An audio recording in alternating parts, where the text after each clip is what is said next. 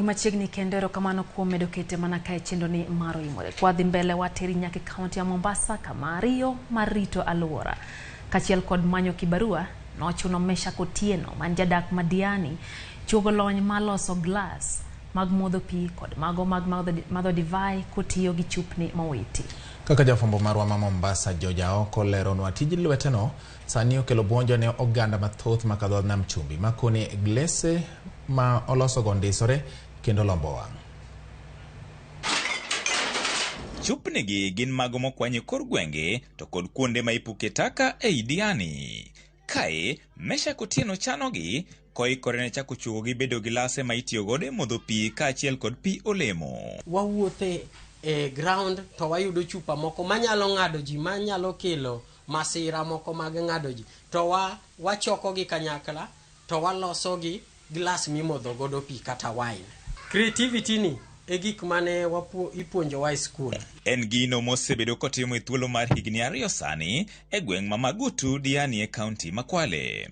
Masinde ni molosi gi plastik motiyo godo e keto alama e chupa kama onego ng'adi.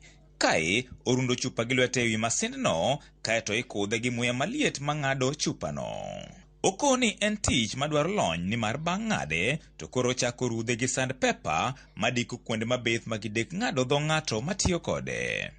Seche ma wapogo chupa ni didek, piny mare ema waketo wine glass kata water glass kata candle glass, to mediere waloso taya ma joma loso iluongo ni gypsum, light mag maridadi. Koro diere no waloso taya, wanyalo keto snake light, waloso godo taya.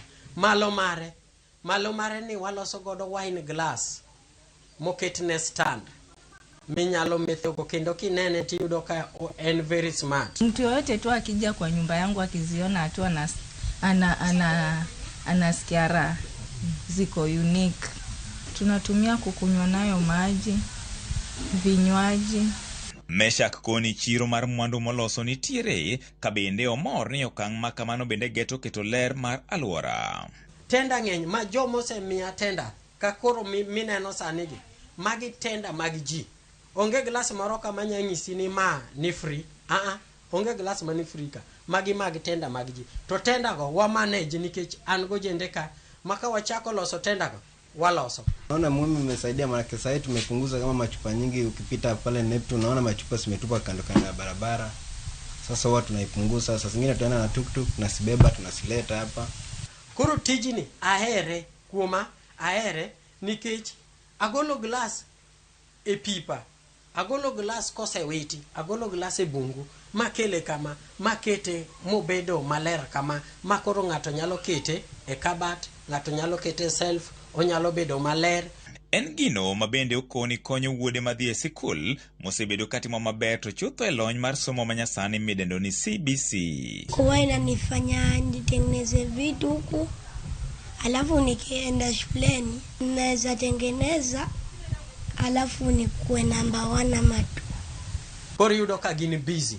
Koro kagidok e skul, gimiyo jopuonj tich mayot nikech jopuonj wacho niya, jonyuol konywa uru, wan kaka jopuonj wagoyo patwa, but un kaka jonyuol umbe timuru patu. Koro pat mara kaka janyuol, mai pat koro maketo gi nyithindo. Kuna changamoto sometimes unapata unatengeneza inapasuka kwa mkono na kukata, kama sasa kuna alama niko nayo hapa kwa mkono ishainikata. Lengo mara en wadwa loso gini obed maduong' kaka industry.